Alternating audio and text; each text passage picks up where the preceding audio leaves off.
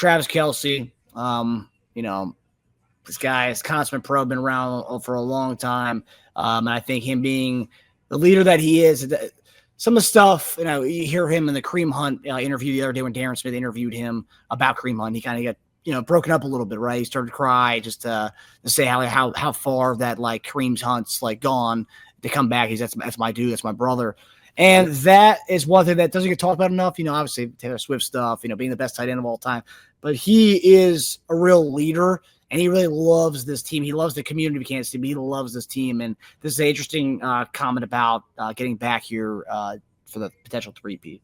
I mean, we're a family in Kansas City. I treat the kingdom like they're my own, and like I grew up in KC my entire life. And you only get to Super Bowls if you have that family atmosphere year in, year out, week in, week out of the building. And I'm just so fortunate I get to do it with guys like Andy Reid and Pat Mahomes and Chris Jones, and we got a lot of familiar faces, but we got a lot of new faces, and I want it just as bad for those guys as I want it for the guys that have been here for a while. He wants, essentially, I think he mentioned the other day about Kareem Hunt. He wants Kareem Hunt to finally get that ring. I'm sure guys who haven't had, like D-Hop, we talked about before, but like, it's just so like, that is a leader right there. A guy who talks about the city the way he talks about it, the guy who talks about the rookies, to 10-year vets who don't have rings, and that's who he wants it for. He wants a three-peat, I'm sure, but it sounds like he wants it more for the other guys who don't have one ring before he wants his three-peat. But what do you make of this Travis, JD? Well, I think he said it all, really. Like you said, it's about family. It's about playing for the guys that's next to you. And he understands that feeling of after winning the Super Bowl, what that feeling really means. And he wants it for the other guys too. He wants them to have that type of joy, the adulation, the happiness of just winning one, especially guys who've been doing it for a long time, who hadn't reached this pinnacle in football, to now actually have it in your grasp, to be able to achieve greatness with other people that you love beside you. Like you said, it's a family. It's a relationship. And these things go deep, man. They really do. And so, for him, he's like, man, I've been there before. I did it all. But the moment's not, it's not lost on him. I think he respects it. I think he understands the gravity of the situation. And so for him, man, he just, like you said, he wants it deeper for the guys that's been here before, the three-peat, but he also wants it for the guys, probably more importantly, for the guys who's never experienced it before. So when you out there, man, and you fighting beside your teammate every single day, and they're more than just a teammate, man, they're a brother, they families. I think him and Kareem Hunt came in the same year. Did they come in? No, Kareem, no, that's right, Dad. Kareem came with Pat. That's right. Kareem came with Pat.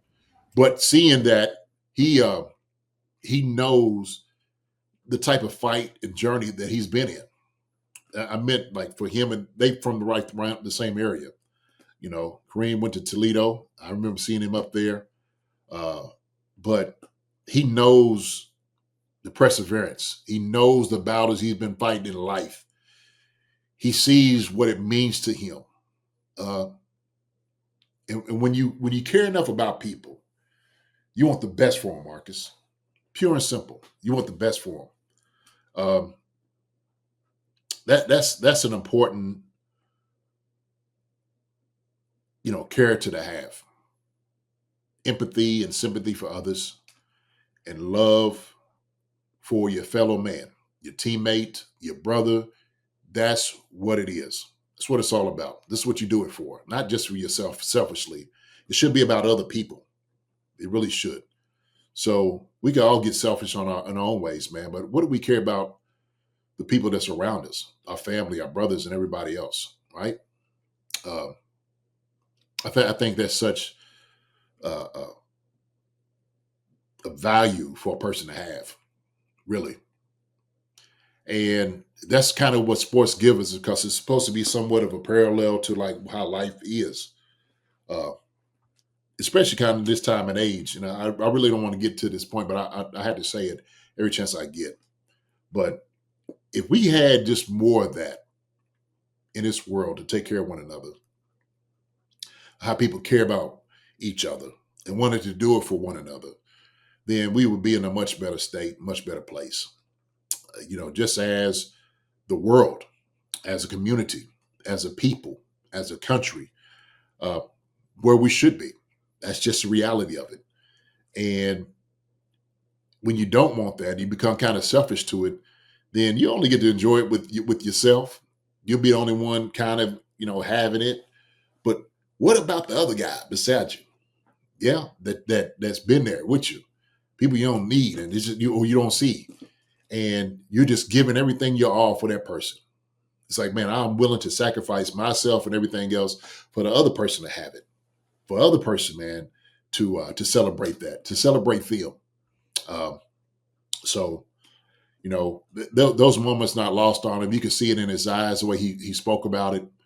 Obviously, his brothers that's been there before with him, but the guys that's new to him that have grown into his family, like a D-Hop, like a Kareem Hunt, and those guys, man, that's what it's all about, man. You want to see the joy on their faces. Want to make some quick cash while enjoying the big game with your family and friends? Together with our friends at Underdog, we got a few exciting things to share with you. First, if you've yet to download the Underdog app, do so now and get free cash. Click the link in the description or use promo code CHIEFCONCERNS, that's one word, to claim your free pick plus first-time deposit offer up to 1,000 smackaroos in bonus cash. New users will also get a Travis Kelce free pick for every new customer who signs up on Underdog before the big game. Secondly, for all existing Underdog users, Underdog is offering a no-sweat Sunday entry for all users, which means that everyone will either cash in on their big game entry or get their money back in bonus credit. If you have no idea how to play, well, we got you covered. Over the last 5 weeks, we have given 19 selections and have cashed on 15 of them. Pretty good. Predicting higher or lower on multiple different player statistics. So we are ready to continue this heater into the big game between the Chiefs and Eagles and beyond into the NBA season. So let's make this money and have a damn good time. Definitely underrated part of his game, right? And that's something that, like, to have a veteran in the locker room, you always talk about veteran presence, but to have a veteran presence like Travis Kelce who gets it, a guy who is a superstar beyond superstars, and still at the end of the day, it is about the dude next to him. It's not this diva that a lot of people think he is, but when you hear a guy talk like that, that dude's all about, his buds and his brothers in the locker room. And to have a guy like that to rub off on the young bucks that we rely on year after year, that's priceless, man. Well, I think because a lot of people look at some of the antics around it, if you will, Taylor Swift, this and that, whatnot, man, I think they miss what really this thing means. Taylor Swift is just coming into this thing. She is. These guys have built this team years before she got in. They've been a brotherhood before that. She just added on to it. She helped on getting a little bit more fans, a little bit more the mothers and the daughters being involved in some of this game. It has helped propel the NFL to a little bit more global type of sport, which is a beautiful thing because you want people to see winners. You want people to see success. And I'm gonna say this. I'm proud. I really am proud of these guys because I think they do a great job of representing the NFL well. I really do. Not saying the guys are perfect. Things do happen, right? Obviously, what happened this all season with Rashid Rice. But these guys stick together. They do stick together. And they want it for one another. But I think these guys kind of do it the right way. This redemption story with Kareem Hunt, man, we can't write it any better. So NFL script writers, you did a great job writing this script if you did it. If it's supposed to be the thing, right, for the conspiracy theories and okay. You can grab them writing it. But yeah, this is what this thing is all about, man. This is what this thing is all about. But I don't want to get caught up in the hoopla because these guys are like, man, we fighting out here. Love Taylor Swift, but it ain't got nothing to do with her. Sorry. This Super Bowl has nothing to do with her whatsoever. She is just a benefactor of what these guys have been able to do. She has her own realm that she's been successful in, and they enjoy it. I'm glad she's a part of Chiefs Kingdom. So glad of it. We see some other, right? Caitlin Clark and all these other people, Fonzie and all these other people that we see out here who are all part of Chiefs Kingdom. But make no mistake about it, man. These guys out here fighting for themselves, and they're also fighting for the fans of Kansas City. They are out here fighting for the ones that are hating on the Chiefs. They're out here to do that, man. They're out here to do it for you guys. Come out here, Chief Concerns, to talk to you all. But also, too, hopefully change the narrative. These guys, they're not villains. We're going to make these guys out to be villains. What have they really said?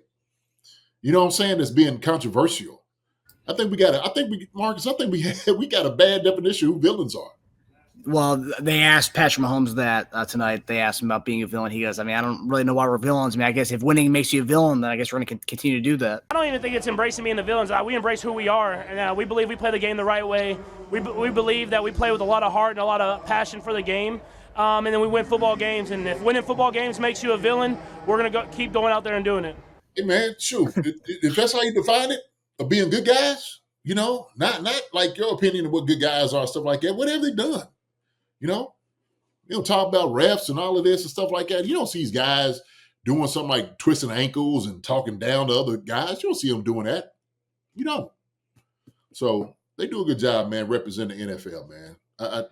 Seriously, good people. Good people. Yeah. Travis's comments there, it's an embodiment of what this team is. It's really a brotherhood, and that team, and that's a reason why this team there's no secret sauce. Or yes, PM15, Andy Reid are great, but there's a real bond and real connection between all those dudes in that room, from the 53 on the roster to the 16 dudes in the practice squad, and to the people in the training room, the assistants, the assistants. There's a real brotherhood and family within the Chiefs organization right now. And that's the secret of success. Yeah, and it's not saying that we hate the Eagles or any other team. To me, I think it's just a small-mindedness to do that, right? Hey, man, Hey, have a great game, okay? Good luck. That's the way it should be, okay? May the best man win. That's the way it should be, okay? You pick each other up, all right? Maybe before the game, knock each other down, but hey, good luck. Y'all have a good game. And that's the way it should be. So, John Paul Figueroa, what up, bro? What's going on? Villains are people who change things. So they are villains because they are changing the game. Well said. Well said. But I think still you have, the hero that does that too. They change things for the better. I think what the Chiefs has been doing all this time has, changing some of the narrative in the NFL, that you can actually like guys because you don't like them, you hate them because they are winners. So, but I well said though. Well said. So yeah, they are villains because they are changing the game. Well said. As pretty much the same thing. Appreciate you, John Paul. What's up, Jean Paul? Yes, sir. Good to see you. Good to see you, brother. So I still hate the Raiders. Vegas Chiefs, me too. Hi, everybody. Thanks for watching.